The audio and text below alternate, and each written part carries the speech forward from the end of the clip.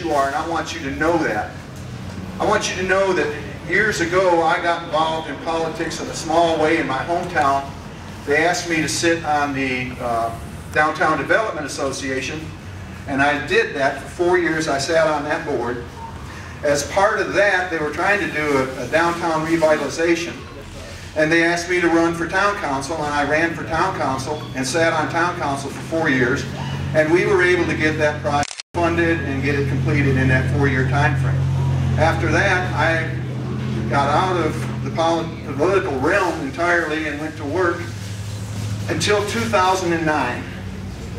And I had seen what was going on in Washington and the amount of money that was being spent, and I just felt that for my children and my grandchildren, I just had to do something. It's my first step back into the activism.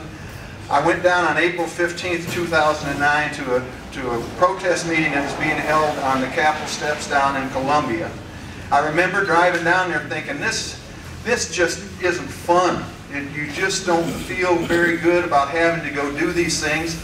But I have to tell you how enthusiastic I was when I couldn't find a parking place. So I ended up having to walk 3 or 4 blocks to get there, and there are several thousand people on the steps telling their government that you have got to change your ways. You are profligate spending. This is just crazy. We want to stop this. Well, having that many people standing there, you have to know I'm no longer alone. I'm standing with like-minded people, and we're trying to get things done to help save our country. And our country is at peril. I don't think any of you sitting here question whether or not that's true. A few months later, I got on a bus and I went to Washington for September 12th, 2009. And I have to tell you, I had those feelings of misgiving again, and we got off the subway and we walked up into Independence Square, and there are tens of thousands of people standing there, like-minded people, who understand that the system is broken. There are things that have to get done. And Independence Square was overflowing. We had to leave, and there were upwards of 1 million people then standing at the Capitol steps. And I want you to know today, you who are sitting here, who have taken the time to come out, you are not alone. There are people with conservative values that want to see an end to the way that our government, both in Columbia and Washington, are being run. Having said that, you ask, well, what can you do? What can one man do? I can tell you what I intend to do. I intend to say no to any new spending. Absolutely not. Not a 2% hike, not a 1% hike. No new spending.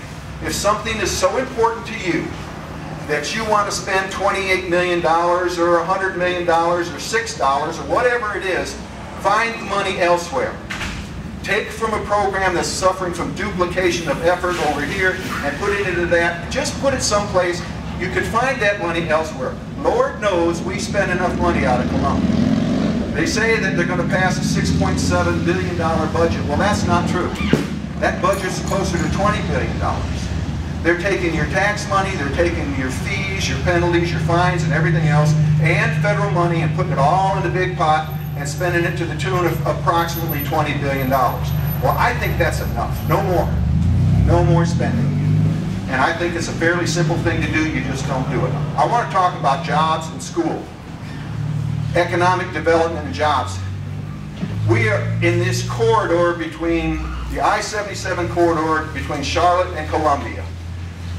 It needs to have the development. This is where our jobs come from. I don't know if you folks are aware, but in the York County schools in 2009, there were 6,000 freshmen in high school, and there were 4,000 seniors. Now I ask you, where did those other 2,000 kids go?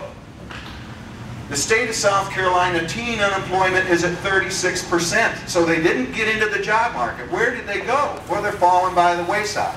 They're falling by the wayside because we don't have jobs, and we don't have jobs because we don't have an educated workforce. I stand foursquare behind school choice. I think the cookie-cutter mentality, the curriculum that we've got right now is not working for our kids. We have to prepare our kids to take jobs. And we have to show business leaders that we can sustain their business in this I-77 corridor. So York County, Fairfield County, Chester County needs experienced children to come out of their high schools. They have to have an understanding about what it means to go to work. It's not just money that they get paid, they have a responsibility, and they're not being taught. They're not being taught some of the manual skills that years ago people were being taught in their schools when they went to high school. Not everybody wants to go to college. Some kids are pipe fitters and bricklayers. They're not intended to go to college. And we need to fix our schools, and we've thrown money at it for 30 years, and it really hasn't been fixed. So we have to accept that we might have to do other things. And school choice is one of those things that we can at least try.